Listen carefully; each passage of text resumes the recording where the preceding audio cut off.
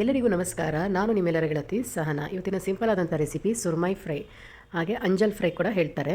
ತುಂಬ ಸಿಂಪಲ್ಲಾಗಿ ಮನೆಯಲ್ಲೇ ನಾವು ಮಸಾಲೆನ ರೆಡಿ ಮಾಡಿಕೊಂಡು ಈ ಫ್ರೈನ ಹೇಗೆ ಮಾಡೋದು ಅಂಥೇಳಿ ತಿಳಿಸ್ಕೊಡ್ತಾ ಇದ್ದೀನಿ. ಈ ಮಸಾಲೆಯಿಂದ ಮತ್ತೆ ನಾವು ಆಲೂಗೆಡ್ಡೆ, ಬದನೆಕಾಯಿ ಮತ್ತು ಬೇರೆ ಎಲ್ಲ ತರಕಾರಿಗೂ ಈ ಮಸಾಲೆನೇ ಯೂಸ್ ಮಾಡಿ ಫ್ರೈ ಮಾಡ್ಕೊಳ್ಬೋದು. ತುಂಬಾ ರುಚಿಯಾಗಿರುತ್ತೆ. ನೋಡೋಣ ಬನ್ನಿ ಇದಕ್ಕೆ ಏನೆಲ್ಲ ಸಾಮಗ್ರಿಗಳು ಬೇಕಾಗಿದೆ ಅಂಥೇಳಿ. ಸುರ್ಮೈ ಫಿಶ್ನ ಬಳಸ್ಕೊಂಡು ನಾನು ಕಟ್ಟ ಮಿರ್ಚಿ ಮಸಾಲಾನೂ ಒಂದು ವೀಡಿಯೋನ ಅಪ್ಲೋಡ್ ಮಾಡಿದ್ದೀನಿ.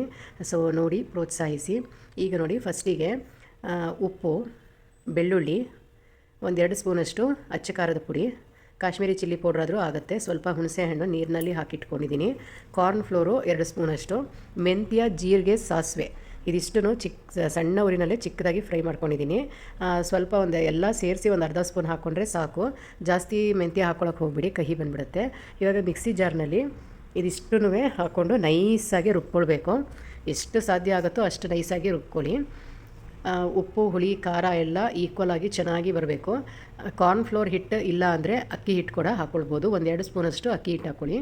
ಬೆಳ್ಳುಳ್ಳಿ ಸ್ವಲ್ಪ ಜಾಸ್ತಿ ಹಾಕ್ಕೊಳ್ಳಿ, ಟೇಸ್ಟ್ ಚೆನ್ನಾಗಿರುತ್ತೆ ಮತ್ತು ಜಾಸ್ತಿ ವಾಯುನೂ ಆಗೋದಿಲ್ಲ, ಗ್ಯಾಸ್ಟ್ರಿಕ್ ಸಮಸ್ಯೆ ಆಗೋದಿಲ್ಲ. ನೋಡಿ ಹುಣಸೆಹಣ್ಣು ಇದಿಷ್ಟೂ ಬೇಕಾಗುತ್ತೆ.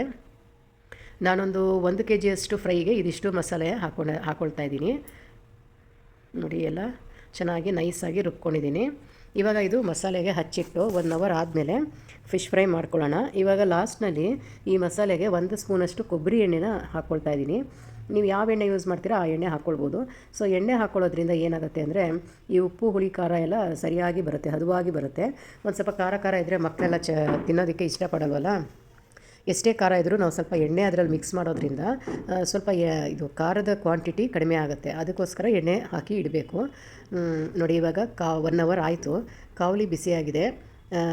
ಇದು ಸಣ್ಣ ರವೆ ಸಿಗುತ್ತೆ ನೋಡಿ ಶಾಪ್ನಲ್ಲಿ, ಯಾವ್ದು ಹೇಳಿ, ಅಕ್ಕಿ ರವೆ. ಅದನ್ನು ತೊಗೊಂಡು ಈ ಥರ 2 ಸೈಡು ಡಿಪ್ ಮಾಡಿ ಎಷ್ಟು ಕಾವಲಿಗೆ ಹಿಡ್ಸತ್ತೋ ಅಷ್ಟೂ ನಾನು ಈ ಥರದ ಸುರ್ಮೈ ಪೀಸ್ನ ಹಾಕ್ಕೊಳ್ತಾ ಇದ್ದೀನಿ. ಚೆನ್ನಾಗಿ ಕಾವಲಿ ಬಿಸಿ ಆದ ನಂತರ ಈ ಥರ ಫ್ರೈ ಮಾಡೋದಕ್ಕೆ ಇಟ್ಕೊಳ್ಳಿ.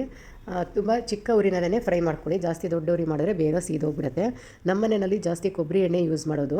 ಈ ಫ್ರೈಗೆಲ್ಲ ಕೊಬ್ಬರಿ ಎಣ್ಣೆ ಯೂಸ್ ಮಾಡಿದ್ರೆ ತುಂಬ ಟೇಸ್ಟ್ ಡಬಲ್ ತ್ರಿಬಲ್ ಆಗುತ್ತೆ.